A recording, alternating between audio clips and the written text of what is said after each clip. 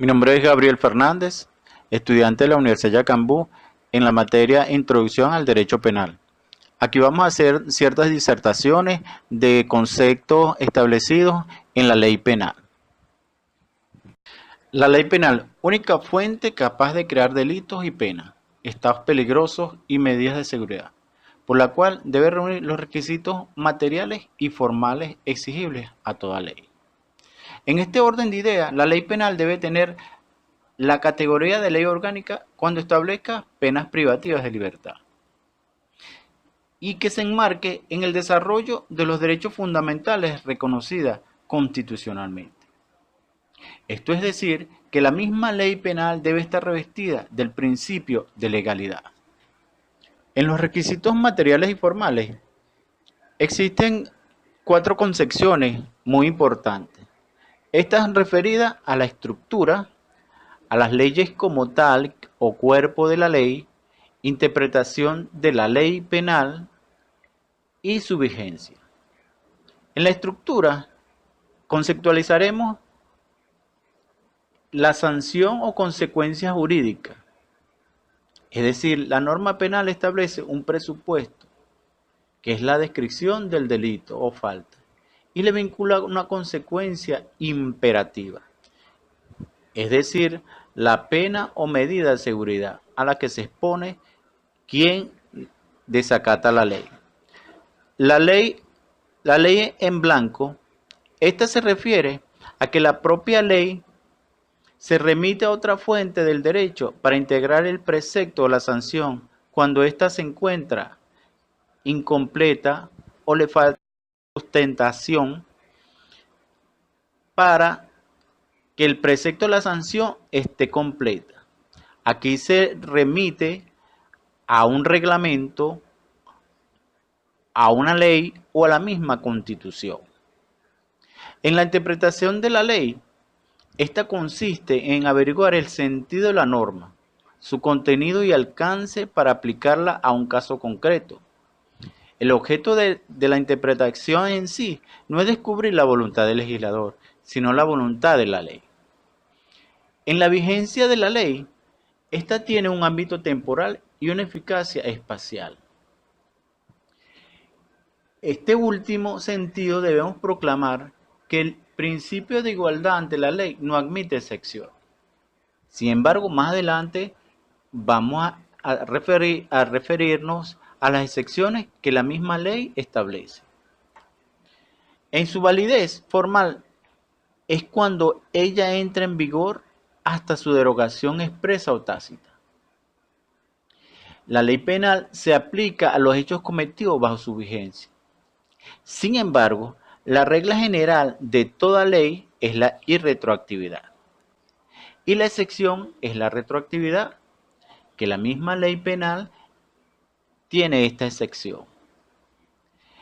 Y a esta se refiere la ley penal favorable. La ley penal favorable supera a la cosa juzgada y se extiende al reo que se encuentra cumpliendo la condena. Esto quiere decir que cuando sale una reforma o una reforma de la ley que favorece al reo, aun cuando esté cumpliendo su condena, porque ya fue condenado, sin embargo, no todos los delitos y sus delincuentes tienen el mismo trato a la hora de ser enjuiciados. Y aquí vamos a establecer las excepciones que la misma ley penal establece. Por ejemplo, los diputados a la Asamblea Nacional gozarán de inmunidad. Esto se refiere a que en el ejercicio de sus funciones, desde su proclamación hasta la conclusión, poseen dicha inmunidad. Es decir, no se pueden ser juzgados. El presidente de la República y otros altos funcionarios, en su artículo 232 de la Constitución Nacional, dice: el presidente es responsable de sus actos. No goza de excepción, pero para su enjuiciamiento hay un procedimiento especial de acuerdo al artículo 266 de la Constitución de la República Bolivariana de Venezuela en su ordinal 2. En este mismo orden de día de ideas se desprende, en este mismo orden de ideas se desprende que este es un caso de auténtica excepción de la ley penal por hechos punibles cometidos por ciertos tipos de ciudadanos en razón de sus funciones.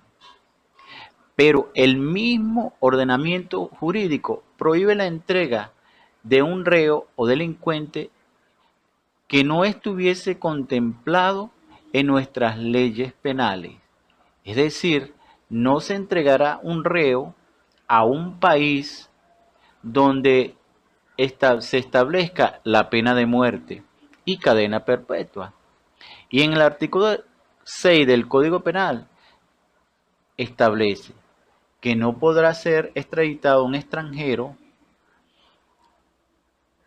por delitos políticos. Es decir, un extranjero no podrá ser extraditado por delitos políticos ni por infracciones conexas con estos delitos. Y así se establece la extradición. La extradición, existen dos tipos de extradición. Existen dos tipos de extradición. La activa, que es cuando el país ejerce el derecho de solicitarla, y la pasiva, cuando procede a entregar a esa persona que está solicitada por un gobierno extranjero. El hecho punible es el que está tipificado por la ley como un delito, un crimen, una falta o una contravención de la ley y tiene fijada una pena para quien incurra en ellos. Asimismo, el hecho punible tiene tres concepciones. Una es la formal, la otra es la material y por último la analítica. La formal nos establece que es una conducta humana amenazada con una pena. La concepción material es una conducta humana que agrede en un bien jurídico. Esto se especifica como que es una conducta humana que agrede un bien jurídico. Y por último, la concepción analítica, que nos señala como una conducta típica, antijurídica, reprochable y punible. La clasificación de los hechos punibles en Venezuela se acoge a la visión bipartita. Esto es establecido en el artículo 1 del Código Penal, que establece que dichos hechos punibles se clasifican en delitos y faltas. En nuestro Código Penal encontramos delitos y faltas contra el orden público y el mismo bien jurídico, que no puede ser al mismo tiempo primario y secundario. La diferencia entre los delitos y la falta, en primer lugar, depende de los autores. Una radica en que los delitos que violan u ofenden derechos sustantivos, en tanto que las faltas violan el derecho objetivo. Otro criterio o distinción entre delito y falta fue propuesto por Carlos Bidin o Baidin a establecer que los delitos causan un daño o lesión a los bienes jurídicos o jurídicamente protegidos, en tanto que las faltas no causan un daño directo, material y efectivo en bienes o intereses jurídicamente protegidos. Por otro lado, en Venezuela, las diferencias que existen entre delito y falta son puramente de colocación estructural. Esta se refiere en el Código Penal que los delitos están previstos en el libro segundo y las faltas en el libro tercero. Esto en virtud de una decisión libre del legislador. Este criterio de distinción anticientífico, empírico, porque lo lógico, lo racional, es establecer la distinción cuantitativa. De esta distinción de tipo estructural se derivan importantes consecuencias jurídicas.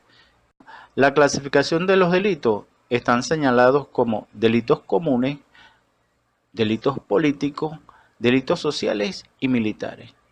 Los delitos comunes son aquellos que lesionan u ofenden bienes jurídicos individuales, como por ejemplo el delito de violación.